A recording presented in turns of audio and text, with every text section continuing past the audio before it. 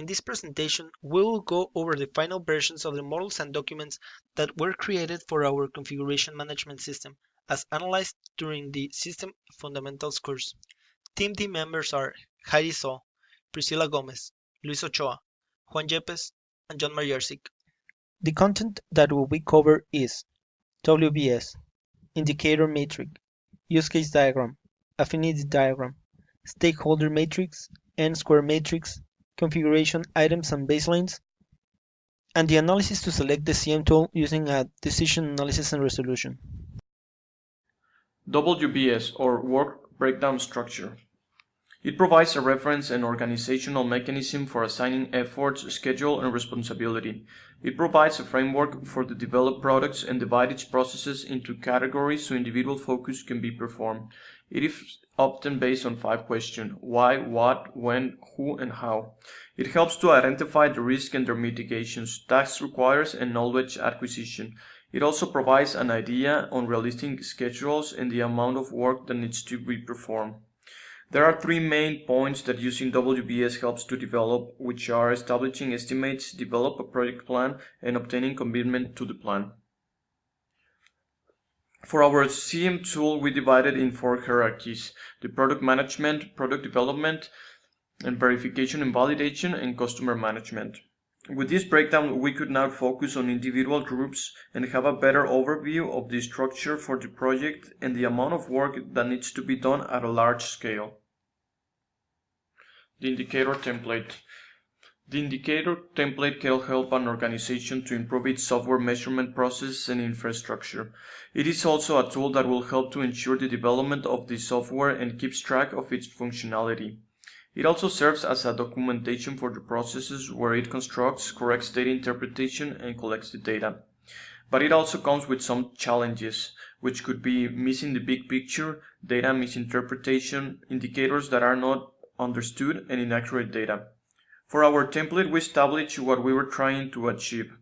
Also, we point out a graphical view of the changes made to the requirements, like the history of changes, then explain the data definitions. On the data collections, we establish how the process will work, who is responsible for certain activities, and what is the process to follow when changes applied. Also, a section specifies a little closer on the system operations, like the algorithm and the assumptions taken by the team. The interpretation section, that's a very important one, since it defines what were our outcomes and provides the history of changes made through the process, what they mean, and what we expected. Then there's another section for the analysis and the ability to provide feedback to the template. With this information, we are able to have a better understanding and to track better the improvement for our software. Hi, my name is Priscila Gomez and I'm going to talk to you about the use case diagram for our system. A use case diagram will show a high-level description of the users or actors and external systems that interact with the system. In the diagram, we're showing the different functions for our system and the actors that are involved with them. In this case, for the functions, we have the enable cooperation, version control, repository or backup, file management, and file security. And for our actors, we'll have the system administrator, the technical support, and the customer that can also be, in this case, the user. The arrows will show the connection between the user or actors to the functions of the system. Hello, my name is John Majersik, and I will be going over the affinity matrix for the project. In the affinity matrix, the first step we did was generate ideas. The group is going to write down ideas onto a template. This gives us all an equal access to give our ideas. We broke those ideas and opinions and issues down into several smaller groups, trying to keep them between 5 to 7 attributes long. Once we did that, then we go ahead and give a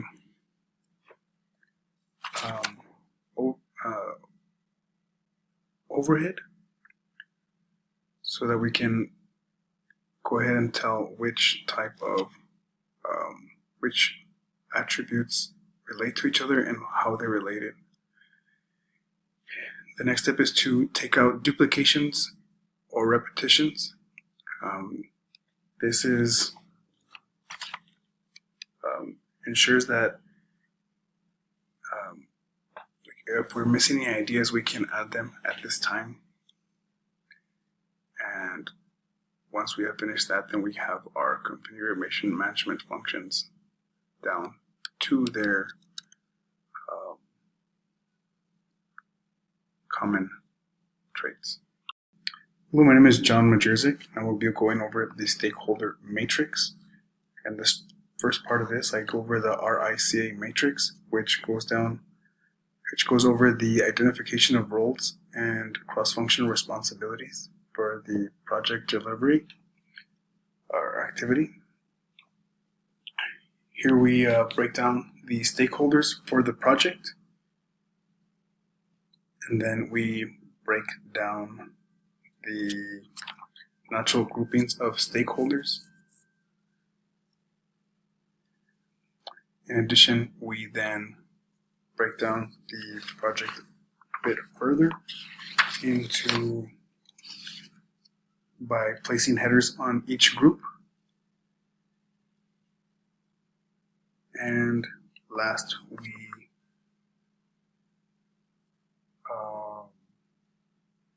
put what the stakeholders, how they will be interacting with the project. I'm Priscilla Gomez, and I'm going to talk to you about the N2 matrix. An N2 matrix has a purpose to identify the interfaces between components. This is the N2 matrix for a system. The diagonal on the matrix is showing the different entities and components that form our system. On the right-hand side, we have blue arrows going down, showing the outputs of the components. And on the left, we have orange arrows going up, showing the inputs to the components. On the next two tables, show a more explicit description of the interaction between the components. This is a table for the outputs. The interaction name column shows the actual position between the two components. Then you have the name of the components and a description of the interaction for each of the interactions. This is the input table, which has the same data as the previous table, but this is for only the inputs. My name is Heidi So, and I will be speaking about configuration items and baselines. Here we're going to define how we're going to think of our baselines and the audits we will use to make sure the baselines are in order. The first step is to identify which work product items we will use when coming up with new baselines, as well as if they're in a repository, whether they have different versions, and whether we can control and change them at any point in our project. Then we get to define the name of the baselines and when we're going to make a new baseline, which items we're going to use, and which work products we will use. Lastly, we need a way to audit our baselines. In this case, we will write certain questions to prove whether our baseline is good enough or not, and ask a couple more questions about our configuration management system. Hello, my name is Juan Yepes. I will talk about the decision analysis and resolution. The purpose of the decision analysis and resolution is to analyze the alternatives using a formal evaluation process that identify alternatives against established criteria. This will help us to establish the difference between a good decision and a bad idea. The first step is to identify the criteria that is important in selecting a solution for a specific issue. We'll provide a brief description for this criteria and assign a value depending on the weight of each criteria. The sum of all these values should add up to 100. We will select 5 alternatives and assign values, from 1 to 10 for each of the criteria, then multiply by its weight. The value at the bottom is the cumulative value for the alternatives that takes all the criteria into consideration. The higher the value, the better.